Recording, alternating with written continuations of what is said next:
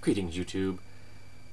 I constantly hear a refrain whenever I discuss white privilege from white people who say that their lives have been less than stellar, so that's disproving white privilege. No, that doesn't. Classism plays a role, but it doesn't change the fact that being white is an advantage. But it's hard to actually give solid data on that. I've found some. I'm going to link to a graphic, and this is on someone's Tumblr page. It doesn't matter where I found it. It's a legitimate graphic. It's from the source was from thenation.com. And they did some information gathering about the callback rates for white people and black people. Now, white people have a 34% callback chance if they do not have a criminal record.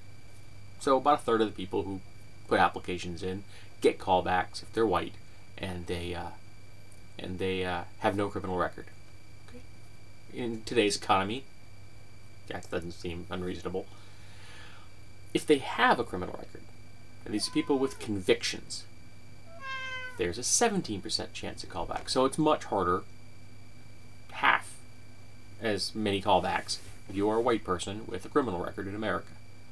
That stinks, and it speaks against our system that people are being discriminated against, because let's face it, if I had a car theft charge and I want to work in a factory, these are not related, and it should not impact my ability to get hired, but these kind of things do, in fact, affect people's ability to be hired.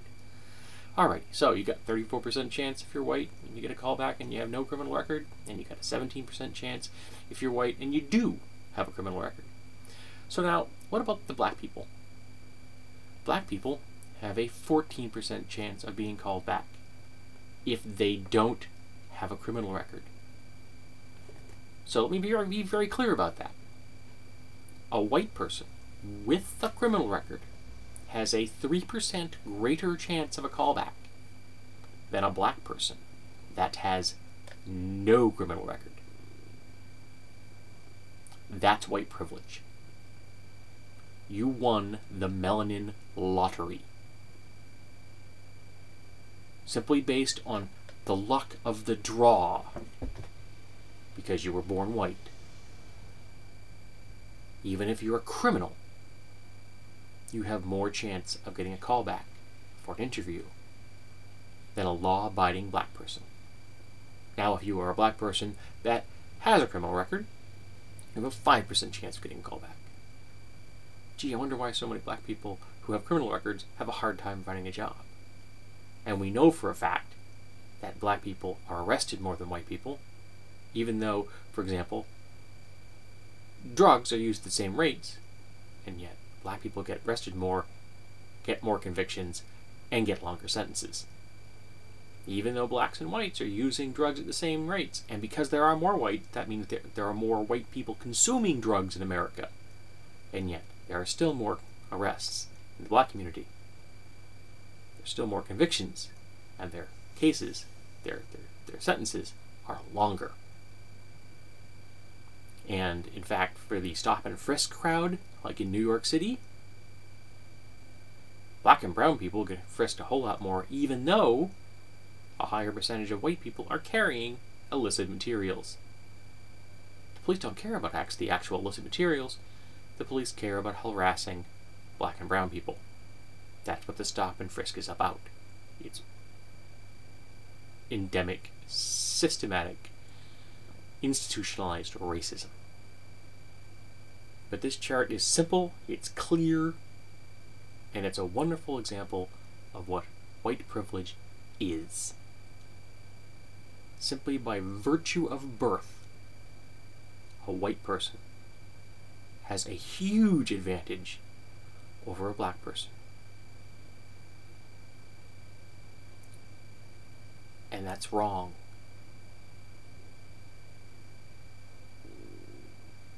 And it isn't going to change unless we stop pretending it doesn't exist, unless we start talking about it, unless we start listening to the people who are being affected by it. It's great that you're listening to me right now.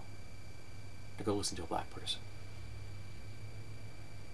Go find their web pages, and their videos and their Tumblrs and listen to their allies. Listen to the people who are being affected by this injustice. Make sure we never forget that this imbalance exists. Do not ignore it. And anyone who tells you it doesn't exist, well, you can just push them out of your life. Because if they're telling you that it doesn't exist, they're one of two things: willfully ignorant or a racist. Now, you could be generous, give the benefit of the doubt, explain the reality to them.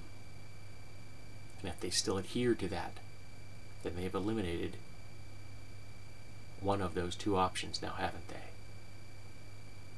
And the one that's left is that they're a racist.